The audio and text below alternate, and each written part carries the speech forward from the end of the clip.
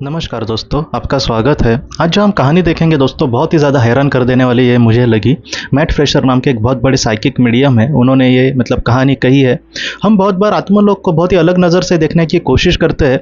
ज़्यादातर पृथ्वी की जो दुनिया है वैसे ही हम उसको देखने की कोशिश करते हैं, लेकिन कुछ अजीब बातें जब हमारे सामने आ जाती है आत्मलोक की, तब हमें थोड़ा बहुत समझ आ सकता है कि वहाँ की दुनिया आखिर कैसे है और यहाँ से वो बहुत ही ज़्यादा अलग होती है बहुत बार दोस्तों। मैट फ्रेशर ये कहते हैं कि उनके पास एक महिला आई थी और उस महिला ने यह कहा कि कुछ सालों पहले उसका जो बेटा था उसको किसी ने रास्ते में वो जब चल के आ रहा था तब उसको किसी ने गोलियों से मार दिया। जैसे रास्ते पर वगैरह जो गुंडे वगैरह होते हैं उसी में किसी ने गुंडे ने उसको मार दिया था। तो इस तरीके से वो बहुत ही ज़्यादा दुखी थी और उस लड़के पे भी बहुत ज़्यादा गुस्सा थी जिसने उसको मारा। वो जो लड़का था गुंडा, वो भी कुछ दिनों के बाद वो भी इस दुनिया से चला गया था। कुछ आपसी में उनका कुछ झगड़ा हुआ था गुंडों का, उसमें इसकी भी जान चली गई थी। तो इस तरीके से उसका बेटा भी चला गया था जिसने जिसको उस गुंडे ने मारा था, और बाद में वो गुंडे का भी मृत्यु हो गई थी। तो इस तरीके से उस महिला ने कहानी कही अपने बेटे की, और वो ये कहती है कि मुझे बहुत ही ज़्यादा बुरा लगता है अपने बेटे को लेकर। तुम मुझे अगर उसके संदेश दोगे तो मुझे बहुत मदद मिलेगी।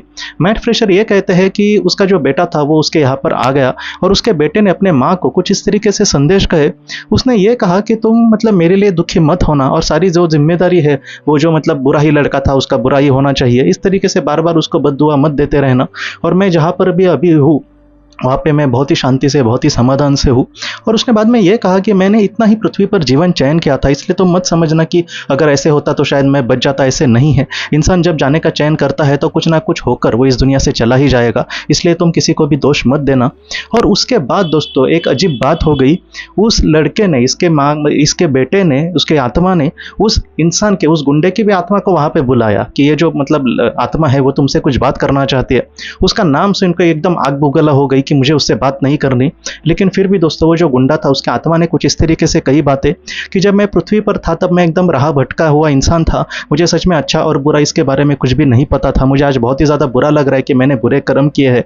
इस दुनिया में जब हम आते हैं तब हमें सच्चा पछतावा होता है। मुझे अब ये पता है कि जो दुख आपने भुगता है मेरे वजह से, उसका कहीं ना कहीं मुझे फल भुगतना होगा, और मैंने बहुत सारा पाप किए हैं पृथ्वी पर। वो सारी फल भुगत कर ही मैं ऊंचे लोक को जा सकता हूँ। अब मैं बहुत ही ज़्यादा निचले लोक में हूँ, लेकिन मैं आपको इतना ही कहना चाहता हूँ कि मुझे माफ़ कर देना। इसके बाद दोस्तों वो आत्मा चली गई, और उसके बेटे ने कहा कि मैंने उसको जानबूझ के तुम्हारे यहाँ पे लाया था कि तुम उसके भी ज़्यादा बद्दुआ देते मत रहना, उसको जो भी सज़ा है वो 100% मिलेगी।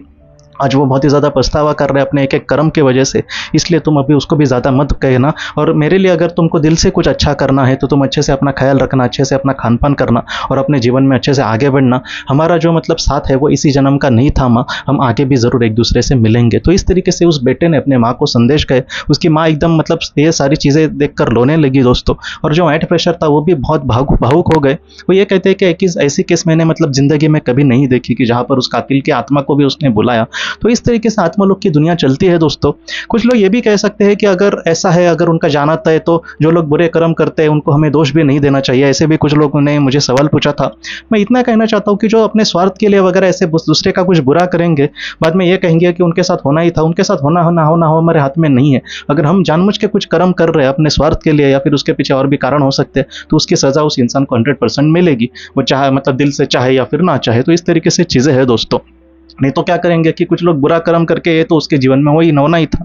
इस तरीके से हमें कभी भी नहीं सोचना। और दूसरी बात हमें समझनी चाहिए कि इस तरीके से जब हादसे होते हैं तब जो आत्मा होती है वो पहले से ही चयन करके आती है कि उसका जीवन कितना होगा। इसलिए हमें इन सारी चीज़ों में रह के बार बार उस चीज़ को दोष देते रहना, हम दुखी रहे, ये सारी जो बातें हैं वो हमें अच्छी उनके हमारे अपनों को अच्छी नहीं लगेगी। और उस बेटे ने जो कहा है वो भी मैं आपको कहना चाहता हूँ कि आप ऐसे अपने जीवन में उनके लिए आपको कुछ दिल से करना है तो आप दिल से अपना अच्छे से ख्याल रखना, अपने खान पान पर ध्यान रखना। और आपका उनके साथ जो रिश्ता है वो इसी जन्म का नहीं था, आप अगले जन्म में बहुत सारे जन्मों में उनके साथ बहुत सारे जीवन जरूर ले सकेंगे। आप जरा भी चिंता मत करना।